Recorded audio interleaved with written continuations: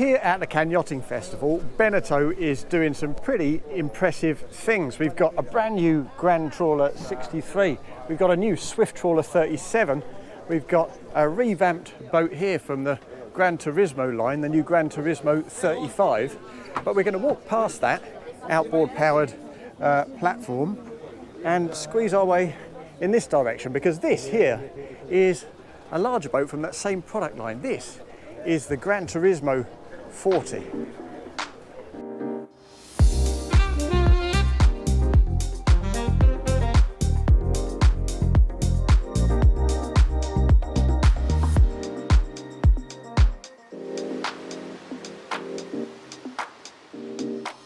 Now, I talked about the idea that the Gran Turismo line had been revamped by Beneteau, but that kind of undersells it. It's been entirely redesigned just to bring it bang up to date.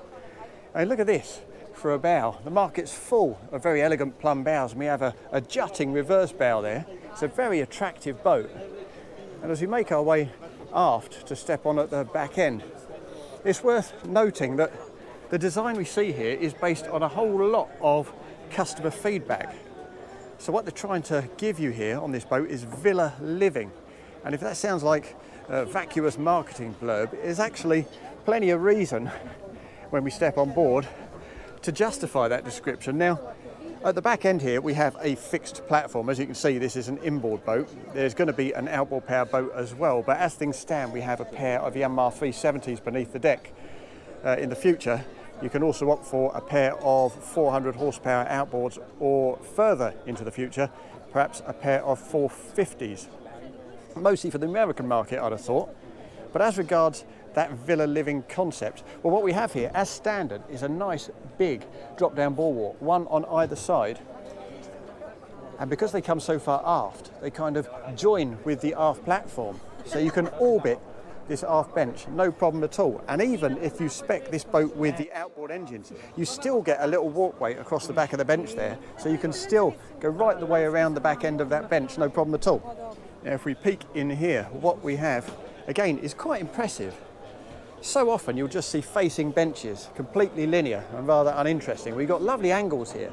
And it's not just an aesthetic thing. It means you can actually, because these are very deep, treat this as a proper chaise longue. Nestling in the corner, there's another one on that side, and of course a table that's shaped to fit that gap. When you drop that into the space, cover it with infills, you've got an all-over sunbed there. And it's worth mentioning the styling back here as well, because this is the optional Alpine package. So we've got sort of uprated upholstery, we've got black touch points, the rails and the screen rims, and we've got a rather lovely carbon fibre helm seat. So it certainly looks the part. And another option worth having, of course, here is this aft sunshade, just to give yourself a little bit of shelter from the sun back here at the cockpit. And while we're here, it's also worth noticing this, the underlighting. I don't know if you can see it in the daylight. I hope you can, because it looks fantastic. It's a Lumashore system, and it's really quite sophisticated. At night, you can even have a kind of pulsing DJ style setting that enables it to pulse in time with your music. So it's a very playful boat, this, as well. It's quite a spacious one. And if we come forward to the wet bar, well, this is a pretty good unit too. We've got a griddle here on the port side, a bit of work surface here, and a sink over on the starboard side. Plenty of storage underneath, but you can also have ice makers, of course, and fridges if you like. But in reality, if I spin around, look at this bulkhead here. We've got a couple of massive fridges here already. Both fridges come as standard, but this is the optional fridge that you can also set as a freezer, and that's quite a handy thing. Now, before we get into the helm station, which is really quite interesting in its own right, we need to just pop round to the side deck and nip up to the bow to see what that's all about. Because, of course, the shape of the foredeck dictates the volume and the shape of the forward cabin. And as you can see, we've got a substantial bit of elevation there in that central moulding. The sunshade's elevated here just to keep the worst of the sun off. And this is quite cool. We've got a backrest that lifts up to give you a proper bench at the forward end, big enough for 3 people, complete with cup holders and a little trough to put your feet, more cup holders there in the teak-lined forepeak.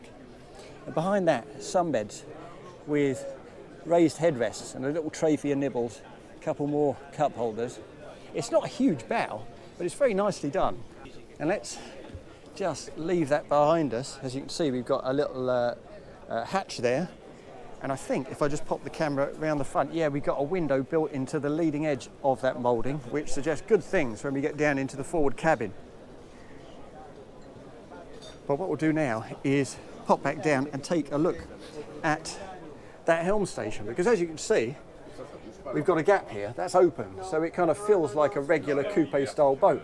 But if you look up, what we have here is the hinged up window, which means when you shut that back down and close this door, what you're essentially doing here is turning this into a 3-season boat, certainly extending your season anyway. You've got a huge air conditioning vent there, keep this ice cold when it's too hot, or just to keep the worst of the weather off when things are getting a bit snotty. And if I step up to the helm itself, well, this is very attractive too. Again, I think the carbon fibre detailing is part of that Alpine package. If you don't go for that, you get this instead, which is also very effective and quite stylish. It's good for the glare. We're getting none at all. In fact, arguably, we're getting less from this fabric than we do from the carbon fibre finish. And up here, all your essential switch gear, plus a pair of 12 inches, a compass directly in your eye line, and all the equipment you would want to your right hand is exactly there. Plus, of course, we get an opening window there and on the port side, so that's very practical. Lots more cup holders and space for a couple of people to join the skipper, which is very welcome. And I should say before we go down below, with this one-piece screen, visibility is very good. The ergonomics here are spot on. It feels like a very high-end wheel, which is rather lovely. But also when you are perching yourself up against the bolster like that, I'll put you at my eye line, you still get an excellent view. It's very good indeed, whether you're standing or sitting. Now let's just peek down into this accommodation, because as you can see, they've been quite clever with it. They've been clever with it with those forward mouldings opening up the space physically. They've also been clever with it with pale fabrics that makes it feel just a little bit larger. There's cleverness too in the openness, because of course we get loads of light coming down from that screen, and they can do that of course because they could cordon off this entire section with that door and that lifting window. There's storage in the bulkhead, that's nice. But also, we've got just lovely little design touches here. This recessed LED lighting sweeping round. It's not a major thing, I suppose, but it really does please you when you walk in. It kind of invites the eye down to the bed. And this bed is pretty substantial. We've got space to get in on both sides. Loads of room at the head end to sit up and read, and plenty of light coming in from that window we spotted on the foredeck earlier. Good storage too. And if we take a look to the starboard side, well, this is equally impressive in terms of its footprint. A separate shower there. I'll pop in. You'll see you don't have to stoop to get through that door. Lots of headroom. More rather lovely Lumashore LED lighting. And some nice detailing here too. A little bit of faux marble. It just feels much higher end than you might tend to expect. It's very good indeed. If we spin around and just point the camera aft, what we have here makes a lot of sense as well.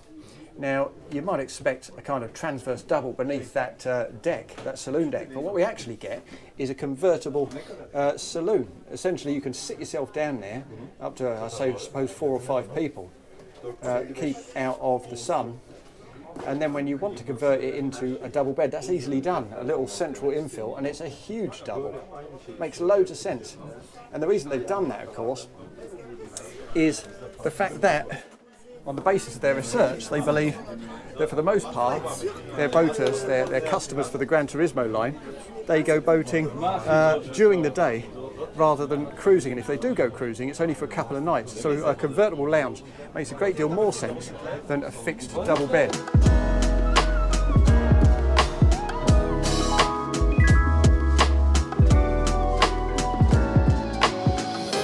In any case, this boat is rapidly filling up. It's getting plenty of attention, and I think it very much deserves it. Before we jump off, it's just worth mentioning that even with the inboard version, there's still plenty of space down in the engine bay for a generator and a seakeeper. But of course, if you have the outboards, then you get extra space for all kinds of additional bulky baggage. But look, let's jump off and let the show visitors take a look at the boat instead of me, and sum up quite simply by saying that this is, if not a long overdue upgrade for the Gran Turismo line, a very, very welcome one and a very effective one. And if we just spin the camera around and take a look at the pricing, well, it starts around about 492,000 euros. And if we pop forward and take a look at the GT35 price, you'll discover that it only comes in at about 170,000 grand more than this. And for my money, the amount that the GT40 delivers in addition to that GT35 makes it very much well worth your investment. Now, whether you agree with that or not, please do leave a comment in the section below. If you've enjoyed the video, hit the like button, and if you want to see more videos like this in the future, then make sure you subscribe to the Motorboat and Yachting channel.